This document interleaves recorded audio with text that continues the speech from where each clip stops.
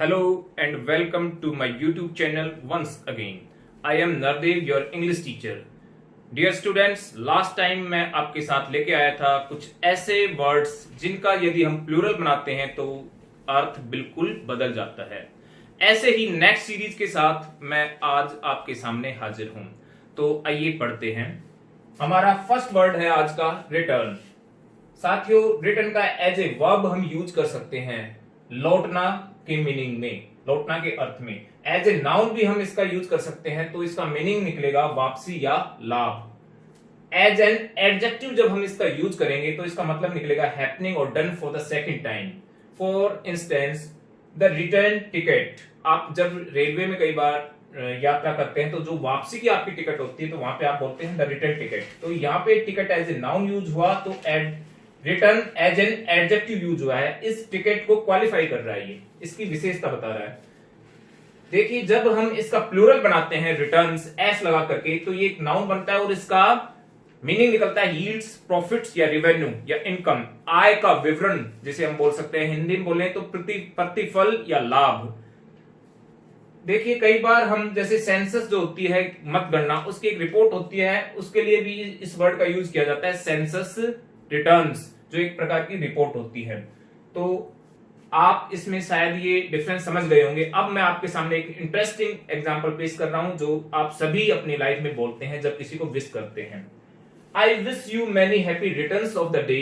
Dear students, ध्यान रहे, ये रिटर्न्स एज ए वर्ब नहीं है, बल्कि क्या है, नाउन है ये रिटर्न्स। आप कभी इसको सोचें कि एस लगा है वर्ब की फर्स्ट फॉर्म के साथ, ऐसा नहीं है, और इसका मतलब भी लौटना नहीं निकलता है। और कई बार हम गलती से इसका अनुवाद कर रहे होते हैं कि यह शुभ दिन आपकी जिंदगी में बार बार आए, ऐसा नहीं है, ये गलत कर रहे होते हैं हम। इसका वर्ड फॉर वर्ड ट्रांसलेशन तो संभव है ही नहीं, इसका हम भावानुवाद कर सकते हैं। और इसका मतलब हुआ, मैं इस दिन के शुभ लाभ और शुभकामनाएं आपको व्यक्त करता हूं। So dear students, our next word is quarter. ये आपने सुना होगा, जिसका मतलब निकलता है, जब ये एज ए वर्ब यूज होता है तो इसका मतलब होता है टू डिवाइड इनटू 4 पार्ट्स। जब हम किसी चीज को 4 भागों में इक्वल पार्ट्स में डिवाइड करते हैं तो इसका यूज करते हैं। एज ए नाउन जब इसका यूज करते हैं तो 1/4 पार्ट। जब 4 इक्वल पार्ट्स होते हैं, वो ईच पार्ट क्या कहलाता है, क्वार्टर कहलाता है। जब हम इसका प्लूरल बनाएंगे और इसके साथ एस ऐड कर देंगे तो ये बनेगा क्वार्टर्स, जो एक नाउन होता है और जिसका मतलब निकलता है रेजिडेंस या आवास, या फिर कहें डेरा। आपने कई बार एसएससी एग्जाम में ये देखा होगा कि यहां पर एरर में ये पूछा गया है कई बार, एम्प्लॉइज क्वार्टर्स।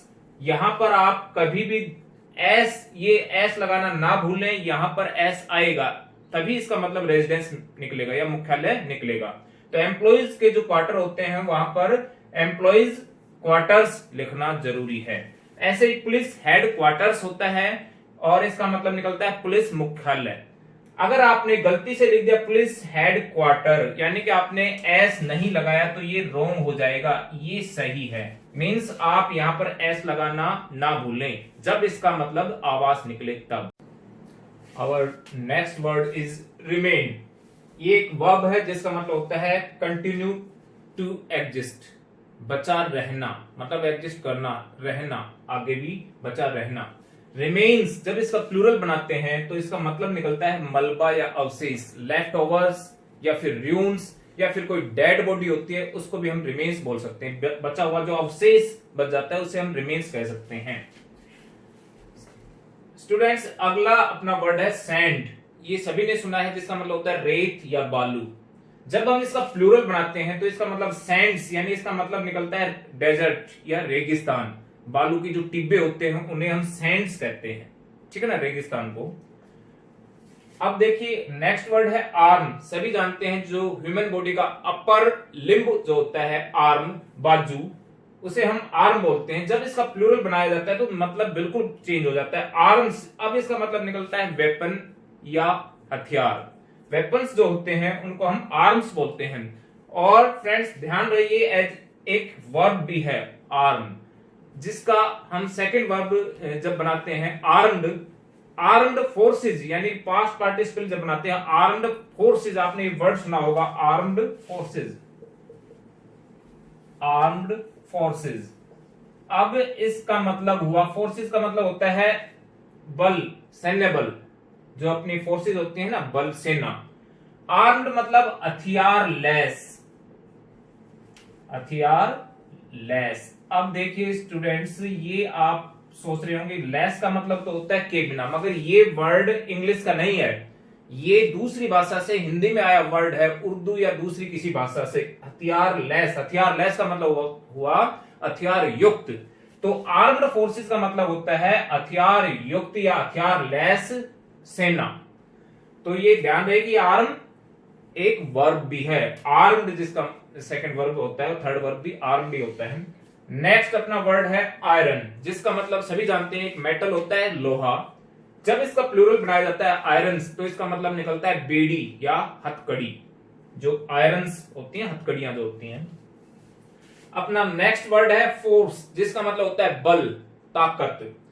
अब जब इसका प्लूरल बनाया जाए फोर्सेस, तो इसका मतलब निकलेगा सैन्य बल, जो अपनी आर्म्ड फोर्सेस जो होती हैं, फोर्सेस यानी कि वहां पे ये वर्ड लगाया था मैंने, ये यहीं से लिया गया था, सैन्य बल।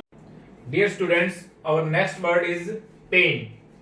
पेन का मतलब होता है जो अपनी बॉडी पार्ट में कोई तकलीफ हो, दर्द हो, उसे हम पेन बोलते हैं, शारीरिक दर्द या कष्ट। मगर जब इसका प्लूरल बनाए पेन्स, तो वो शरीर के दर्द नहीं होकर के जिंदगी के जो दुख दर्द होते हैं आपके, जो कष्ट, तकलीफ या कोशिश जो आपने की है, एंडेवर जो होते हैं लाइफ में, उन सब के लिए पेन्स वर्ड यूज किया जाता है। Pains of life and pain of body. Next word is beside.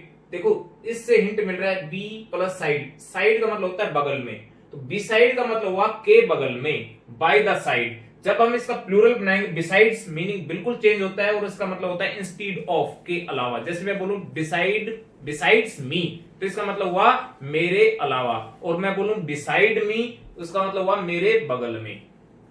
Good सभी को पता है इसका मतलब होता है अच्छा या भलाई। गुड्स सामान या वस्तुएं जो होती हैं उनको बोला जाता है। Next word is regard. ये आपने काफी बार लेटर्स वगैरह में यूज किया होगा, नीचे लिखा होता है विद रिगार्ड्स, जिसका मतलब होता है शुभकामनाएं, और जब ये सिंगुलर है रिगार्ड, तो इसका मतलब होता है आदर सम्मान। रिगार्ड्स प्लूरल बनाते ही बनता है शुभकामनाएं। नेक्स्ट वर्ड देखिए बिलोंगिंग और बिलोंगिंग्स में डिफरेंस। बिलोंग वर्ब होती है जिसका मतलब होता है संबंध होना, किसी से संबंधित होना। जब उसके साथ हम आईएनजी ऐड कर दें तो ये बनता है बिलोंगिंग, जिसका मतलब हुआ being in relation.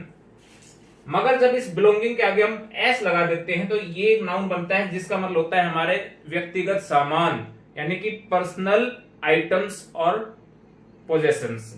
Next word is surrounding, जो कि सराउंड वर्ब के साथ आईएनजी ऐड करने से बनता है सराउंडिंग। सराउंड का मतलब होता है घेरना, एक वर्ब है घेरना, चारों तरफ से घेरना, कवर करना। तो ये सराउंडिंग का मतलब हुआ बीइंग सराउंडेड, यानी कि ऐसी सिचुएशन जब आप सराउंडेड हो, कंटिन्यू सराउंडेड होना। सराउंडिंग्स जब इसका हम प्लूरल बनाएंगे तो मीनिंग बिल्कुल डिफरेंट निकलेगा, और इसका मतलब होगा आस पड़ोस का वातावरण, हमारे चारों तरफ का आस पड़ोस होता है, उसको हम सराउंडिंग ना बोल करके सराउंडिंग्स बोलते हैं, और मीनिंग निकला condition and environment around a person और थिंग। Thank you.